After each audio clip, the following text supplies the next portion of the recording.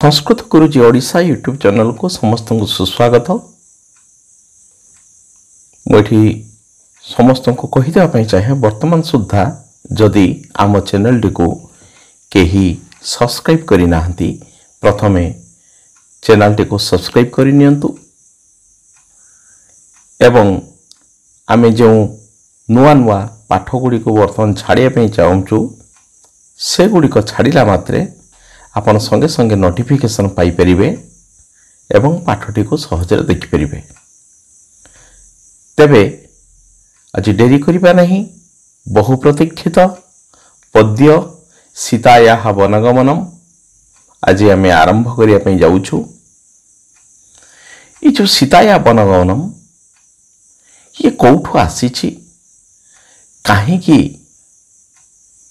सीतांकर वनगमन होईछि, ये सबू पूर्वापर प्रसंग को आम सामान्य चली जावा। मुझे कही रखापी चाहे जे संस्कृत साहित्यर आदिकाव्य हूँ रामायण एवं सही रामायण को आमर वाल्मीकि रचना करिसेंती। ये जो रामायण से भारतीय जनजीवन को जुग जुग धरी अतुलनीय भातृप्रेम, मोहनीय पतिभक्ति तथा अनाबिल पुत्र स्नेहर आदर्श अनुप्राणित करिछि। वर्तमान जो रामायण आम निकट में उपलब्ध रही से 24,000 श्लोक रही एवं एथिरे 7 गोटी कांड रही यथा बालकांड, अयोध्याकांड, अरण्यकांड, किष्किंध्याकांड, सुंदराकांड, लंकाकांड, उत्तराकांड। रामायण भारतीय संस्कृतिर एक जीवंत चित्र कहले अत्युक्ति हेब नहीं। जुग जुग धरी भारतीय माननकु एक आदर्श चित्र रे अनुप्राणित करने को यही काव्यटी प्रेरणा दे आसुछि। सेइथि पई घरे घरे रामायण परिचित। यही रामायण महाकाव्य रे रामचंद्र होउछंती मुख्य चरित्र। तांकर चरित्र होची अत्यंत आदर्श, तांको मर्यादा बंत पुरुष मध्य कहा जाए। सेहीपरि तांको स्त्री सती सीता से मध्य होचंती पतिप्राणा। तेणु यह भारतीय संस्कृति को उभयंक चरित्र अनेक शिक्षा प्रदान करिथाय। ये जो सीतायाः वनगमन से रामायणर अयोध्या कांडर एक मर्मस्पर्शी उपाख्यान। एठारे सीतांकर जो पतिभक्ति ताहा विस्तृत भाव में वर्णना करा जाइछि। पतिदेव रामचंद्र सहित सी दुखदायक तथा विपदपूर्ण वन मध्य को जीवार जो अदम्य इच्छा करिसेंती ताहा वास्तव में एक सहधर्मिणीर गौरव अर्जन करि परिछि। तेणु आमे से सीतांकर वनगमन विषय को वर्तमान आलोचना करिबा। तेबे पिला माने मु एठी कहि रखुछि जे ई जो सीतायाः वनगमन यार मूल ग्रंथ होछि रामायण। यह को रचना करिसेंती वाल्मीकि एवं ए रामायण होछि संस्कृत साहित्यर आदिकाव्य। ए तीनोटी पॉइंट को आम निश्चित भाव में मन रखा। एतद व्यतीत ये हूँ रामायण अयोध्या कांडर ये हूँ अंश विशेष। तेबे आज आ डेरी करिबा नहीं, आरंभ करिबा सीतायाः वनगमनम पार्ट 1। सीतायाः वनगमनम विषययम् आदिकवेः वाल्मीकेः रामायणात् स्वीकृतः। रामायणस्य कथानीतरं रम्या ततः सुष्ठु कथ्यते रम्या रामायणी कथा। अपि च मनुष्याणाम् आचार विचार विषये रामायणम् आदर्श स्थानीयम्। रामस्तु मर्यादावान आदर्श पुरुषः। कैकेय्या सत्यपाशेन बद्धः दशरथः रामं वनाय प्रेषितवान्।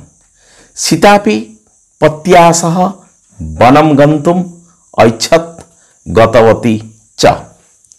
तले विषययम् अर्थात अयम विषय आदि कवे वाल्मीके रामायणात् स्वीकृतः।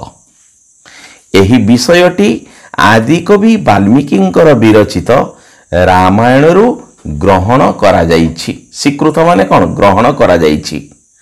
रामायण से कथा नीतराम रम्या। रामायणर कथा वस्तु अत्यंत रम्य अर्थात सुंदर। ततः सुष्ठु कथ्यते। तेनु यथार्थरे कहा जाइछि रम्या रामायणी कथा अर्थात रामायणर वर्णित कथा वस्तु अति सुंदर। अपिच मनुष्याणाम आहुरी मध्य मनुष्य मानंकर आचार विचार विषय रामायणम आदर्श स्थानीय। आचार विचार व्यवहार विषय रे चालीचलन विषय रे रामायण होची आदर्श स्थानीय। रामस्तु मर्यादावान आदर्श पुरुष। राम मध्य मर्यादावंत आदर्श व्यक्ति। कैकेय्या सत्यपासेन अर्थात पूर्वरु कैकेयी दशरथଙ୍କ पाखरु दुई गोटी वर पाइथिले। से दुई गोटी वर विभिन्न समय से पाइथिले। थरे जहा जानिबा को मिले थरे युद्ध करिबा समय रे जेतेबेले दशरथंकर रथ चकर अखरे जो गोटे काठी रही थाए से काठी टी भांगी जाइथिला सेतेबेले कैकेयी निज आंगुठी देई रथ चक भितर आंगुठी को गेंजी थिले एवं दशरथ युद्ध रे जययुक्त होइतिले। तांकर सम्मान रक्षा करिबा क्षेत्र रे कैकेयी जो अवदान रखिछंती सेथिमे से गोटे वर देबे बोली कहिथिले एवं से यथा समय ताहा मागी नेबे बोली कैकेयी तांको कहिथिले। परवर्ती समय जेतेबेले थरे दशरथंकर शरीर असुस्थ हैला तांको निकट रही तांकर अनेक सेवा शुश्रूषा करी दशरथंको रोगमुक्त कराइथिले।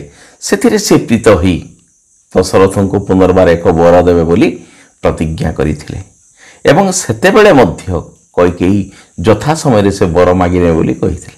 तेणु सत्यपासेन आबद्ध कैकेय्या सत्यपासेन बद्ध दशरथ कैकेयीଙ୍କ द्वारा सत्यपाशरे बद्ध होई दशरथ रामं बनाए प्रेषित बन। जेतेबेले समय उपस्थित हैला जेतेबेले रामचंद्र राजा हेबे सेतेबेले ता पूर्वरु कैकेयी दशरथंको दुईटी पूर्व प्रतिश्रुति मुताबक दुईटी वर मागिथिले। प्रथम वरटी हैला जे दशरथ रामचंद्र 14 वर्ष वनवास करिवे एवं भरत अयोध्यार राजा हेबे। तेणु सेई दृष्टिरु जेहेतु दशरथ सत्यपाशरे आबद्ध थिले तेणु दशरथ रामं बनाय प्रेषितवान रामं को वन को पठाई देइथिले। सीता मध्य पत्या सह वनम गंतुम ऐच्छत गतवती च। सीता मध्य पतिंक सहित वन को जीवा पई इच्छा कले ओ जाइथिले। तले प्रथम श्लोक न प्रविवेशाथ रामस्तु स्वभस्म सुविभूषितम् प्रहोष्ट जन संपूर्णम क्रिया किंचिदवाङ्मुख। ताले प्रविवेशाथ रामस्तु स्वभस्म सुविभूषितम् प्रहोष्ट जन संपूर्णम क्रिया किंचित अवाङ्मुख। एठी अन्वय अर्थात गद्य एई पद्यटा को आमे जदि गद्य रूप करि दबा तेबे ताहार अर्थ प्रकाश करिबारे से यथेष्ट सहायक हब। कौन ना प्रविवेशाथ जो अछि अथ राम अथ राम क्रिया किंचित अवाङ्मुख सन होई तु प्रहुष्ट जनसंपूर्णम सुविभूषितम स्ववेश्म प्रविवेश सुविभूषितम स्ववेश्म प्रविवेश। अथ ଏହା ପରେ ରାମ ରାମଚନ୍ଦ୍ର ह्रिया किंचित अवांगमुख अर्थात जेतेबेले कैकेयी वर मागिले जे दशरथ 14 वर्ष वनवास करिवो तेणु जो आशा थिला रामचंद्र अयोध्यार राजा हेबे से आशा तांकर मौली गला। तेणु प्रभु रामचंद्र पिता दशरथ द्वारा आदेश पाइले 14 वर्ष वन को जीवा पाई। तेणु सी पितांकर आदेश को पालन करने वन को जीवाई मन स्थिर कले। तेणु से सीतांक ठारू विदाय आनिबा उद्देश्य कौन करथिले ना निज कोठरी को सी प्रवेश करछते। सेही कथा से कहूची जे अथ राम या पर रामचंद्र ह्रिया ह्रिया माने होचे लज्जारे कारण जो अभिषेक हब सेथिपई समस्त लोक आनंदित हो रही। तेणु जन परिपूर्ण एभली अवस्था रामचंद्र जेतेबेले राजा होई परिबे नहीं तांकर अभिषेक होई परिबो नहीं। तेणु से लज्जारे ह्रिया अर्थात लज्जारे कौन कले ना स्ववेश्म स्व माने होची निज वेश्म माने होची गृह निज गृह मध्य से कौन कले सुविभूषितम किमितिका गर ना प्रभुष्ट जन संपूर्णम सुविभूषितम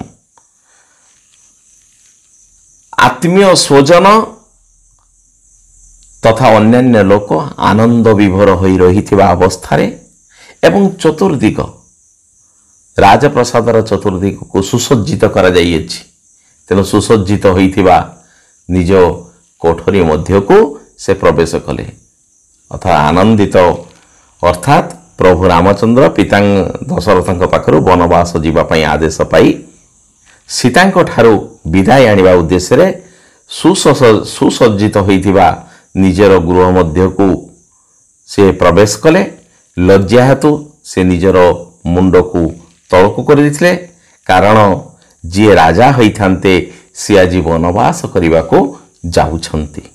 जेतेबेले आत्मीय स्वजन माने रामंक अभिषेक पाई सबुआडे आनंद विभोर होई मन खुशी रे रहिछंती सेतेबेले सही भली गृह रे रामचंद्र जाई प्रवेश करिछंती। एठी जोगुड़ाक रेड अक्षर लिखि दिया प्रविवेश तार माने परीक्षा रे पचारिबो माने पचारिबो प्रविवेश अर्थात प्रवेश कले स्ववेश्म निज गृह को ह्रिया लज्जारे अवांगमुख मुखमंडल बा मुख को तल को करी अवांगमुख। द्वितीय श्लोक होची अथ सीता समुत्पत्य वेपमाना च पतिम अपश्यत शोक संतप्तम चिंता व्याकुलितेन्द्रियम। आमे जेतले पढ़िबा सेतले संधि विच्छेद करी जदि पढ़िबा तेबे हमको अति सहज हब कौन ना अथ सीता समुत्पत्य वेपमाना च पतिम अपश्यत शोक संतप्तम चिंता व्याकुलितेन्द्रियम। अथ सीता वेपमाना सती समुत्पत्य शोक संतप्तम चिंता व्याकुलितेन्द्रियम तम पतिम अपश्यत। अथ सीता जेतला रामचंद्र निज प्रकोष्ठ मध्य को प्रवेश करिसंती सीता से गृह मध्य रे तांकर आसन रे हो बा खट उपरे से बसी थिले। तेणु जेतले रामचंद्र निज कोठरी मध्य को प्रवेश करिसंती तल को मुह करी प्रवेश करिसंती तांको देखि सीतांक शरीर कौन हैतिला ना अथ सीता वेपमाना से थरिबा को लागिले।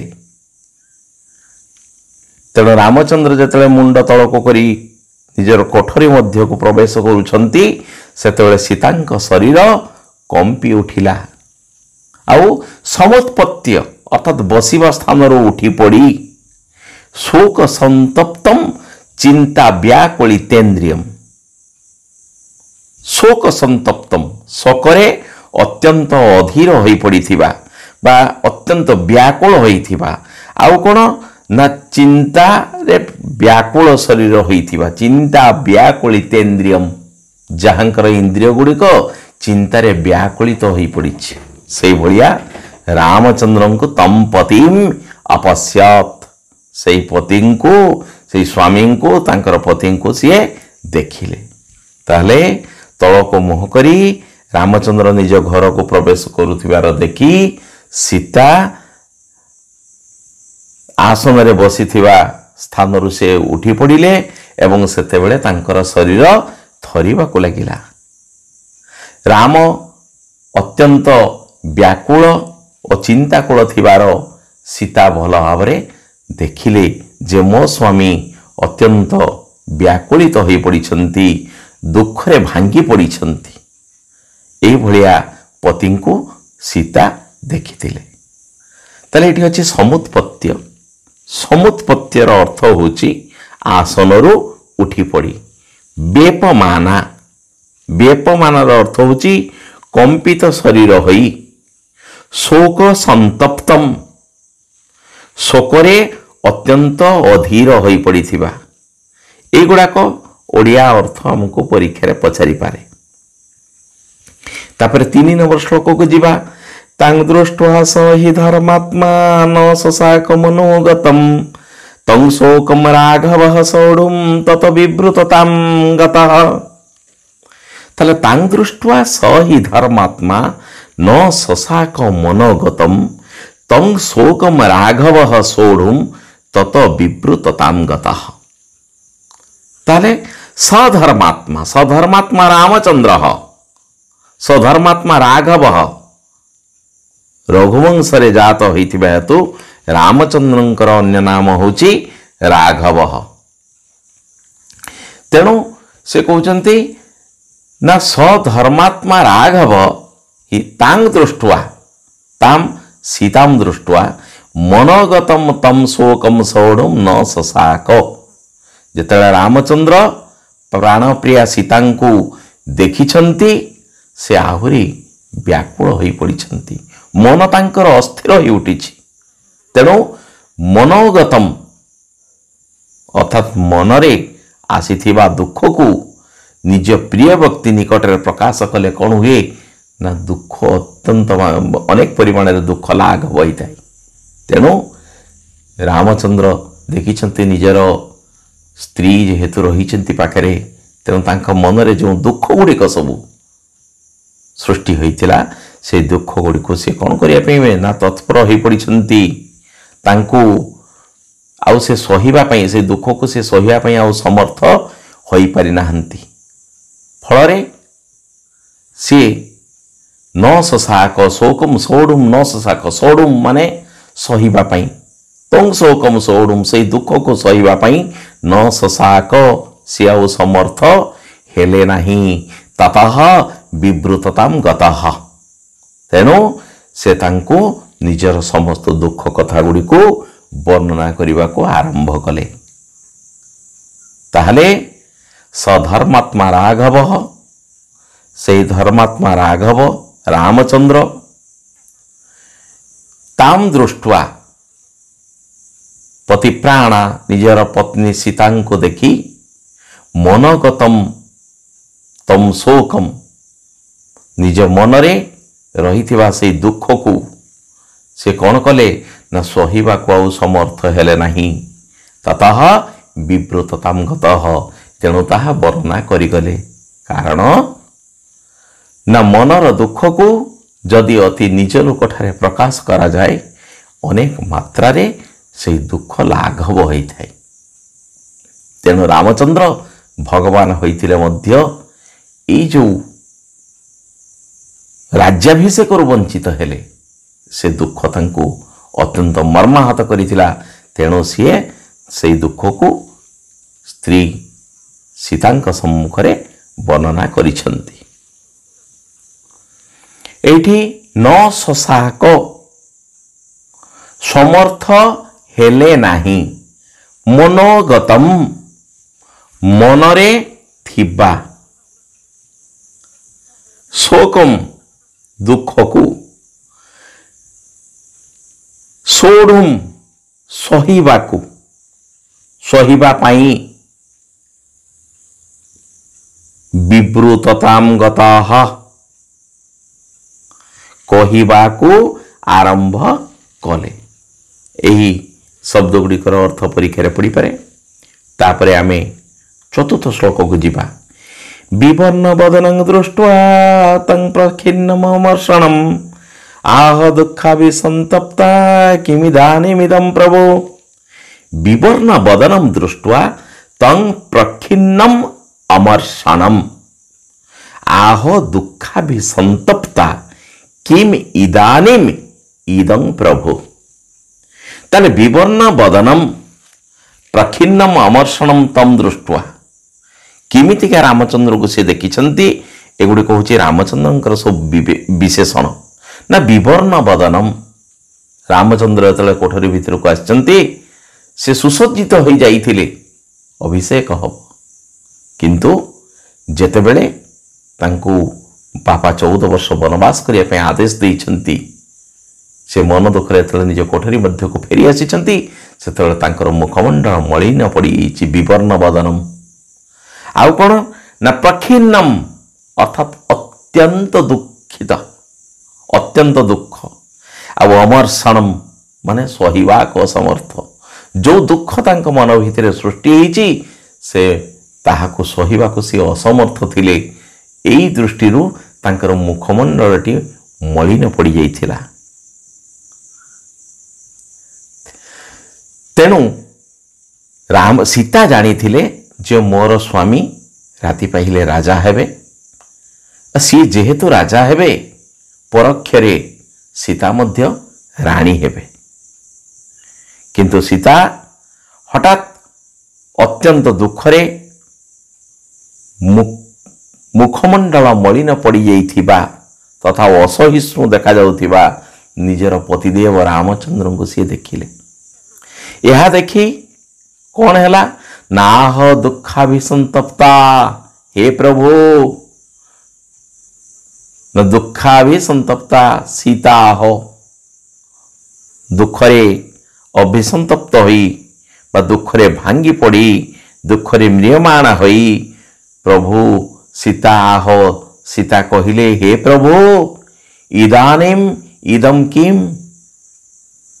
वर्तमान यह कौन अर्थात ये जो तुम मुखमंडलर जो रूप परिवर्तन होईछि यार कारण कौन कौन पाई एपरी तुम्हें भांगी पड़ीछ कहीं तुम मुखमंडल मलिन पड़ी जाइछि। व्यस्त ही निजर पति को सीता प्रश्न पचारि छंती। विवर्ण बदनम विवर्ण बदनम अर्थ होची मलिन मुख को विवर्ण वर्ण अर्थात वर्ण जहार मलिन पड़ी जाइछि बदन जहार मलिन पड़ी विवर्ण हो जाइछि। प्रखिन्नम प्रखिन्नम अर्थ होची अति दुखित। अमर्षणम होची सहिबाकू असमर्थ बा असहिष्णु देखा जाउथिबा। तापरे 5 नंबर श्लोक अभिषेक जदा सज्जः किमिदानीमिदं तव अपूर्व मुखवर्णश्च न प्रहर्षश्च लक्ष्यते। अभिषेक जदा सज्जः किमिदानीमिदं तव अपूर्व मुखवर्णश्च न प्रहर्षश्च लक्ष्यते। जदा अभिषेक सज्जः इदानीम तब इदम किम। जदा जेते बेले अभिषेक पाई समस्त प्रकार साजसज्जा बा समस्त प्रकार व्यवस्था सरी किमिदानीम इदम तब इदानीम तब इदम किम। वर्तमान तुमर एपरी स्वभाव बा अस्वाभाविक परिवर्तन काहेकि होइछि। मुखवर्ण च अपूर्व प्रहर्षश्च न लक्ष्यते। तुमर मुखवर्ण मुहर वर्ण अपूर्व अर्थात पूर्वर मु एपरी तुमर मुखवर्ण केबे देखि नथिली। आ प्रहर्षश्च न लक्ष्यते मन रे तुमर आनंद प्रहर्ष माने आनंद न लक्ष्यते लक्ष्य करा जाऊ नहीं। एक कथा सीता व्याकुल होई निजर पति को प्रश्न करिसंती ना जदा अभिषेक सज्ज।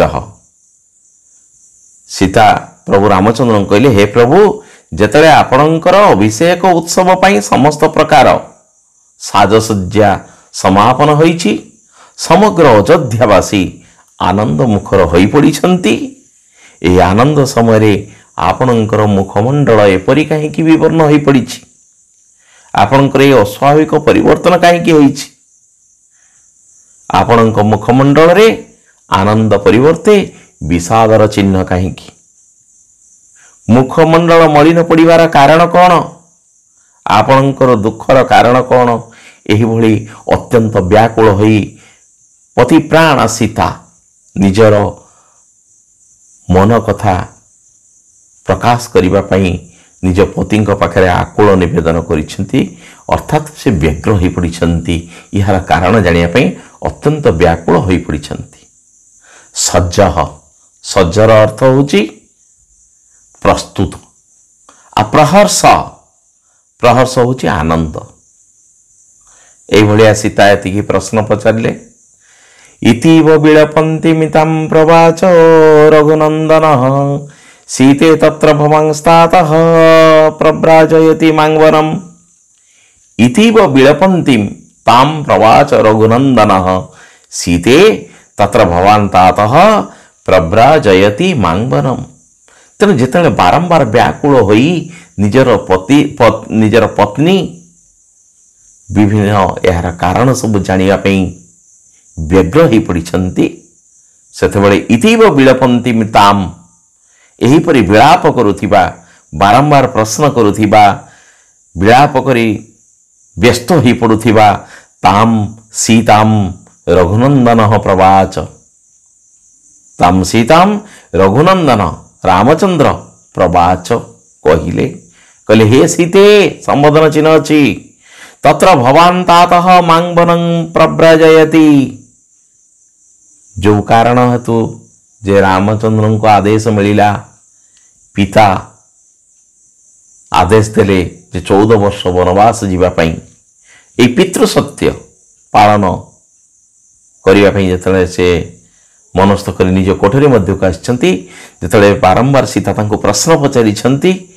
सेतेबेले से निजर पत्नी को कहउछंती हे सीते तत्र भवान तातः तातः माने पिता तुमर पिता अर्थात तुमर ससुर मांग वनं प्रव्राजयति मते बन को 14 वर्ष वनवास पठाई छंती मोर पूज्य पितृदेव मते वन को पठाउछंती न कूले महति संभूते सॉरी एठी गला इतीव विलपन्तिमि इतीव इतीव माने होची एही परी आ विलपन्तिम होची विलाप करुथिबा तातः तातः माने होची पिता आ प्रव्राजयति पठाऊ छंती कूले महति संभूते धर्मज्ञे धर्मचारिणी शृणु जानकी जेनेदम क्रमेणाद्य गतं मम कूले महति संभूते धर्मज्ञे धर्मचारिणी शृणु जानकी जेनेदम क्रमेणाद्य गतं मम तारे हे महति कूले संभूते सीता को संबोधन करिसेंती रामचंद्र हे महति कूले संभूते महति माने कौन उच्च उच्च वंश रे जात कारण सीता होउछंती जनकंकर कन्या जनक थिले राजा तेणु गोटे उच्च वंशर कन्या सीए तेणु तांको संबोधन करिसेंती रामचंद्र हे महति कूले संभूते एठेरे नारी मान को सम्मान किपरि दिया जाए से मध्य शिक्षा एठी हमको प्रदान करा जायछि हे महति कूले संभूते संभूतारु संबोधन होइछि संभूते एठी सीता को संबोधन करा जायछि तेणु हे उच्च वंश रे जात होइथिबे सीता तुमे होछ धर्मज्ञ धर्मज्ञ माने कौन जे धर्म को जानी छंती आउ तापर पुणी संबोधन करछन कौन ना धर्मचारिणी हे धर्मचारिणी अर्थात धर्म आचरण करुथिबा नारी हे जानकी हे जनक नंदिनी अद्य जेन क्रमेण मम इदम आगतम तत्शृणु। अद्य आजी जेन क्रमेण जो कारणरू मम इदम आगतम मोर एपरी अवस्था व दुखर कारण रही तत्शृणु ताहा तुम्हें शुण। तेणु से प्रभु रामचंद्र विलाप करुथिबा सीता को से संबोधन करी कहउचंती हे सीते हे सीता तुम्हें होच उच्च वंश जन्म होइछ तुम्हें होच धर्मज्ञ दया क्षमा उदारता आदि गुणयुक्त तुम्हें तेणु तुम्हें होच धर्मचारिणी तेणु अन्य मानक निकटर तुम्हें होच आदर्श स्थानीय। आज मोर जो ये प्रकार अवस्था होइछि जो दुखर कारण तुम्हें जानिया चाहूच तेबे ठीक अच्छी मु जहा कहूची ताहाको तुम्हें शुण। एठी धर्मज्ञ धर्म को जानिथिबा धर्मचारिणी धर्म आचरण करुथिबा शुणु शुण जानकी जनकंकर कन्या जानकी। बर्तमान संधि विच्छेद देखा प्रविवेशाथ प्रविवेश युक्त अर्थ ये प्रविवेश शेष अच्छी दुईटा मिसिकी आला रामस्तु राम युक्त तु किंची दबांग मुख ये दटा हूँ वर्गर तृतीय वर्ण यहाँ भांगला कौन हम वर्गर प्रथम वर्ण हम किंचित युक्त अबांग मुख अपश्यत शोक संतप्तम अपश्यत युक्त शोक संतप्तम चिंता व्याकुलितेन्द्रिय मेडी तरे एकार अच्छी ये भांग एटा किपर अबापर ह्रस्व दीर्घ होते दुहे मिसिकी ए होती तेणु चिंता व्याकुलित ये अच्छी इंद्रिय ई अच्छी दुहे मिसिकी ए है तेणु चिंता व्याकुलितेन्द्रिय मनोगतम दंतन जो ओकार रही से ओटा विसर्ग होती मन युक्त गतम प्रखिन्नम अमर्षणम प्रखिन्नम ये म रही मो पाखे आम भांगा मोरे हलत होगा ओटा ये बाहरी आसला प्रखिन्नम युक्त अमर्षणम दुखाभिसंतप्ता दुख युक्त अभिसंतता खा ये भांगी तापर किमिदानीमिदम प्रभो किम युक्त इदानीम युक्त इदम मुखवर्णश्च तालवेश च जो रही तालवेशटा विसर्ग होती मुखवर्ण युक्त च प्रहर्षश्च तालवेश ये विसर्ग होती प्रहर्ष युक्त च इतिव इति युक्त इव प्रवाच प्रयुक्त उवाच भवांस्तात ये जो अनुस्वार रही से अनुस्वारटा दंत हल देगला तात दंतेश्वर लोप पाईगला जो संधि हुए अनुसार हो दंतर और दंतेश्वर आगमन गोटे हम भवान युक्त तात जेनेदम जेन युक्त इदम बहुत इंपोर्टेंट क्रमेणाद्यागतम क्रमेण युक्त आद्यागतम आद्यागतम क्रमेणाद्यागतम।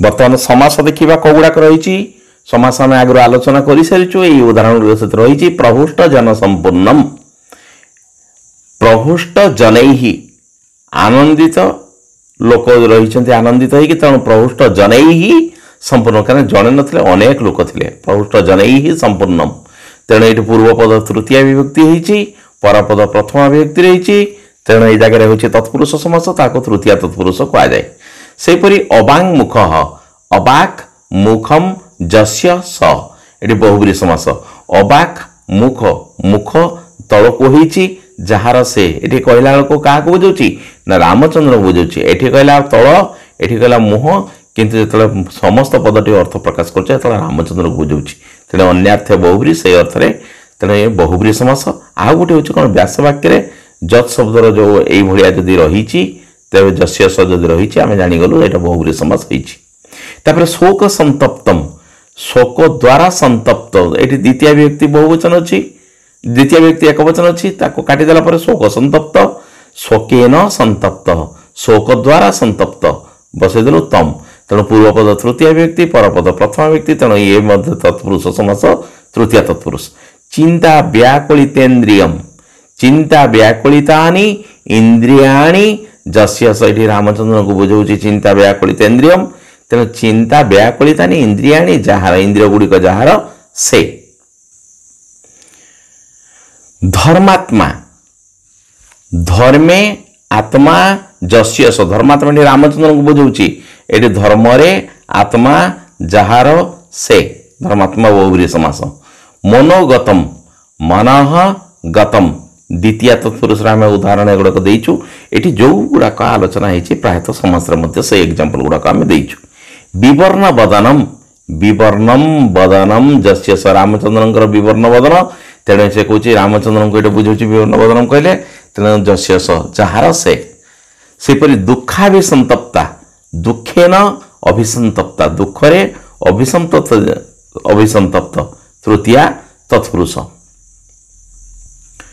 अपूर्व न अपूर्व अपूर्व ये व्यंजन वर्ण रही तेणु नर अ देखिए अपूर्व जदि ये स्वरवर्ण था नटा अन होता नय तत्पुरुष मुखवर्ण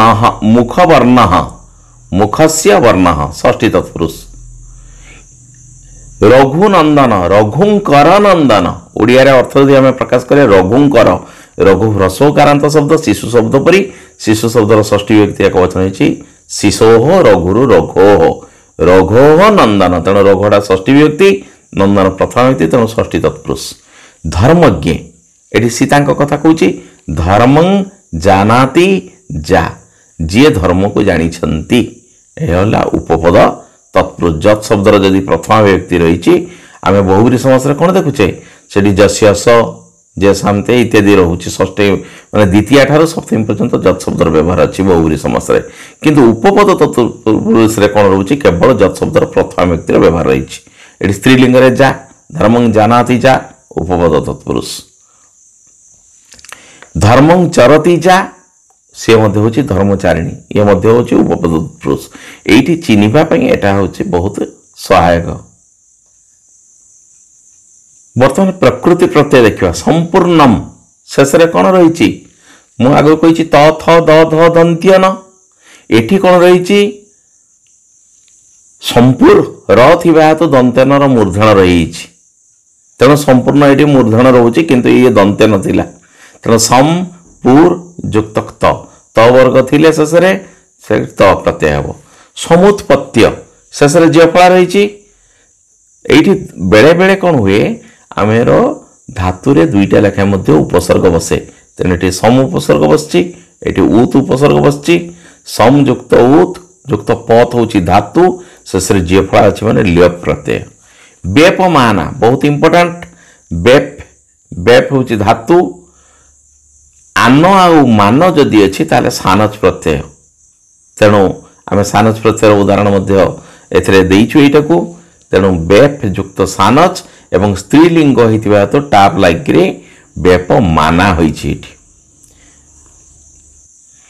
सेपरी शोक सूच धातुरु घई प्रत्यय शेष अ रहे ए कौन हुए मुझे घई प्रत्यय जो उपधा उपधा कौटा ना जो धातु अच्छी तालबेसर ह्रस्व चरे हलंत सूच तो ये उपधा क्या कहुए ना जोटा धातु जो हलंत वर्ण कहले चरे हलंत अच्छी तार पूर्व जो स्वर वर्ण अच्छी अर्थात ये तालबेसर ह्रस्वटा अच्छी स्वर वर्ण घई प्रत्यय लगे तार दीर्घ हो जाए अर्थात ह्रस्वटा ओकार परिणत हुए तेणु शोक सूच युक्त घई शक तापर संतप्तम सम उपसर्ग तप धातु शेष त अच्छी बोली त प्रत्यय संतप्तम व्याकुलितम बी उपसर्ग आ उपसर्ग कूल धातुरु त व्याकुलित त अच्छी तेणु त प्रत्यय दृष्टवा त्वा त्वा धुआ थे त्वा प्रत्यय हुए तेणु देखा अर्थ धातु हूँ दृश युक्त त्वा शोक तो आम आलोचना कर सारी